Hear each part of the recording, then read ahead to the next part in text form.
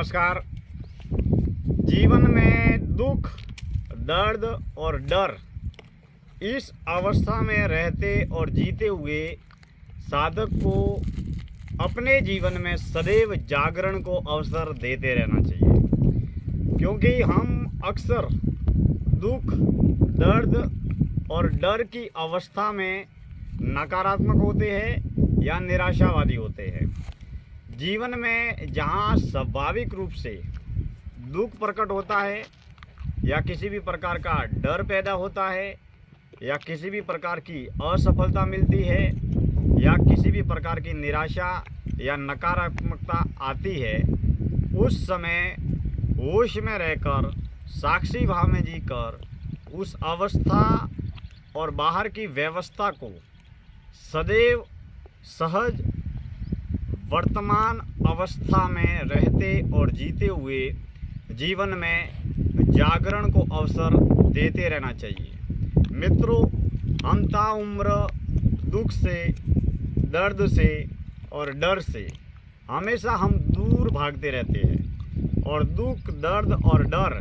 घर में, परिवार में, समाज में, संसार में तमाम तरीके की व्यवहारिक सामाजिक गतिविधियों में आते जाते रहते हैं। लेकिन अगर हम जब भी किसी भी दुख का सामना करते हैं या किसी भी प्रकार का डर हमारे जीवन में आता है या किसी भी प्रकार की निराशा हमारे जीवन में आती है, वो किसी भी प्रकार का डर, दुख, दर्द, पीड़ा, कष्ट, तकलीफ़ या समस्या हो सकती है। वो धन की भी हो सकती है, मान सम्मान न मिलने की भी हो सकती है,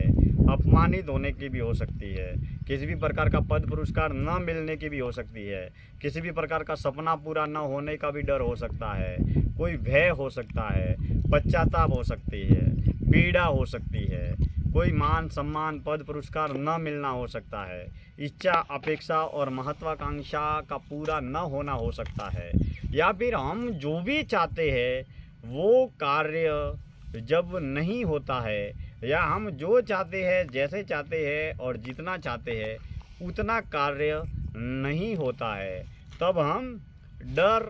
दुख, दर्द, पीड़ा या पश्चाताप से भर जाते हैं। उस अवस्था को अगर हम सहज